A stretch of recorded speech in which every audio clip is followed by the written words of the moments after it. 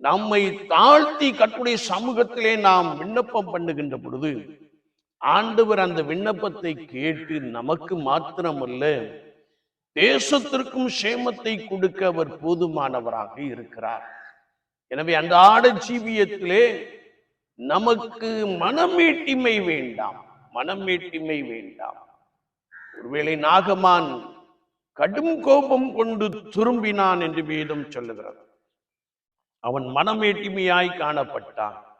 யோர்தானை பார்க்கிலும் எங்கள் தேசத்தில் உள்ள ஆப்னாவும் பர்பாரும் நல்லதல்லோ என்று சொல்லி கடும் கோபம் கொண்டு திரும்பினான். அவனுடைய ஊழியர்கள் அவனிடத்திலே தயவாய் பேசினபடினாலே அவன் தன்னை தாழ்த்தினான், அவன் இறங்கினான் என்று வேதம் சொல்லுகிறது.